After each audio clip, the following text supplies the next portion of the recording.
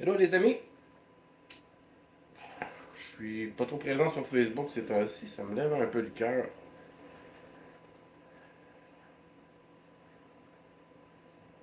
Bon, je vais quand même essayer de faire ma part.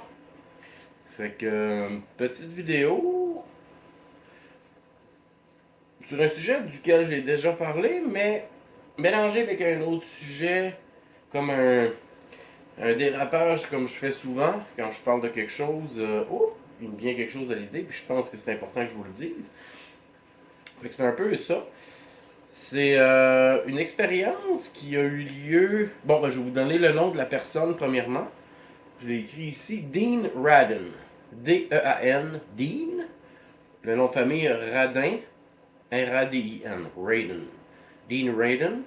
Je vais prendre mon petit papier parce que je vais vous donner la bonne information. Parce que ce que je veux vous donner le goût, c'est d'aller voir et de chercher. Je ne veux pas vous dire quoi penser, je vais vous donner des outils pour mieux le faire. Fait que Dean Radin, lui, c'est le scientifique en chef de l'Institut d'études sur les sciences noétiques. Ça, c'est en Suisse. Bon, la Suisse est très maçonnique. CIA, compagnie, c'est tout contrôlé de la Suisse. Ça, c'est une autre histoire. Bon, lui, qu'est-ce que l'étude des sciences noétiques? C'est l'étude des états modifiés de conscience, du décryptage analytique et déchiffrement contextuel des perceptions extrasensorielles. C'est lourd, hein? Je répète, étude scientifique des états modifiés de conscience, c'est simple. Décryptage analytique et déchiffrement contextuel des perceptions extrasensorielles. Bon, c'est trop dur à comprendre. Prenez chaque mot, cherchez-le. Ça va être productif. Bon, c'est pas à moi de tout vous dire. Je vous donne des outils, bien sûr, et j'aimerais que vous cherchiez et que vous rajoutiez à ce que je dis parfois dans mes commentaires au lieu de m'insulter. Ajoutez un petit quelque chose parce que c'est souvent très spontané ce que je fais et non préparé.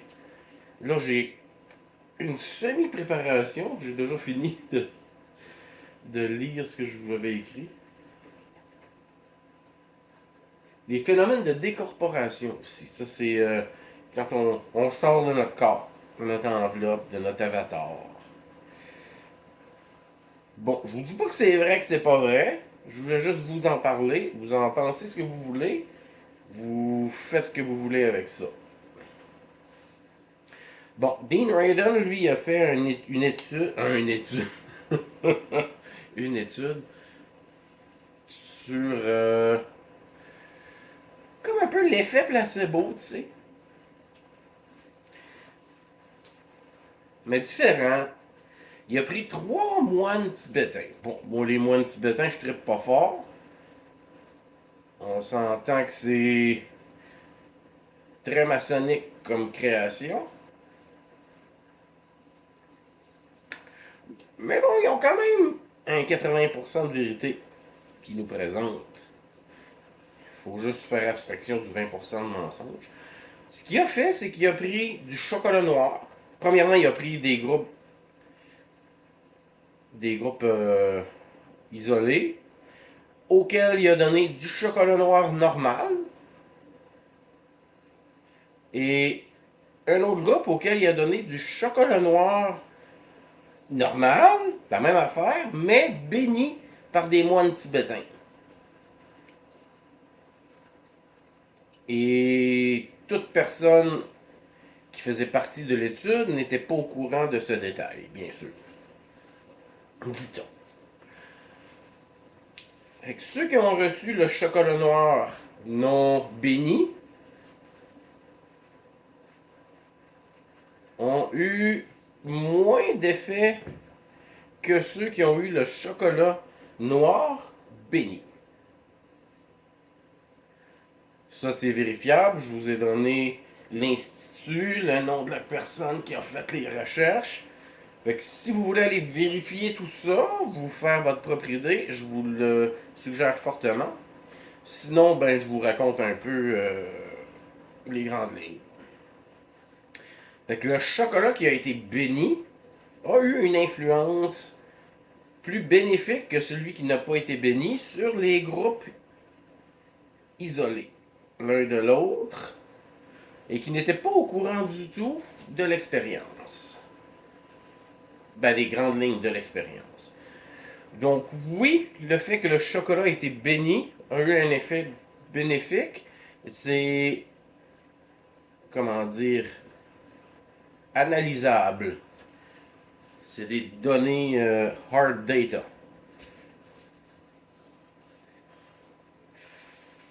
Fait le fait que vous preniez le temps de vous ressourcer, de vous centrer sur la nourriture que vous vous apprêtez à avaler, que vous remerciez la création, le créateur et tout ça, va avoir un effet quantique sur la nourriture que vous vous apprêtez à avaler. Vous pouvez vous aussi la bénir, agir sur elle. Tu sais, quand on est plus vieux comme moi, puis on mange une lasagne, on mange un bouilli de légumes, on mange une soupe au pois, c'est jamais aussi bon que ce que maman faisait. Maman, elle, c'est une alchimiste, puis elle le sait pas, puis vous le saviez pas non plus. Votre mère a fait votre bouffe avec amour, elle vous aime, elle veut que ça soit bon pour vous, elle se centre sur ce qu'elle fait, ça a un effet. Vous prenez la même chose, fait en usine par des machines, ça n'aura pas le même effet sur vous, car l'élément alchimique qu'est votre maman, parce que j'en ai déjà parlé, l'observateur a une influence sur l'expérience. Toujours.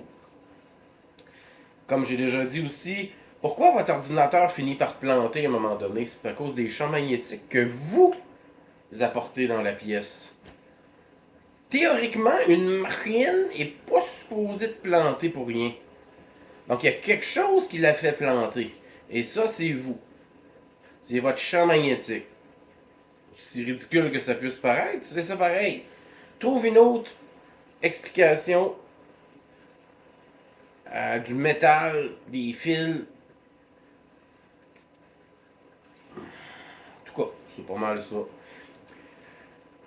Fait que,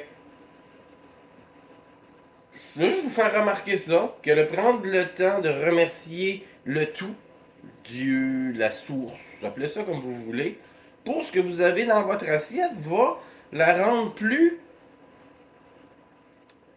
réconfortante et bienfaisante pour vous. C'était juste ça.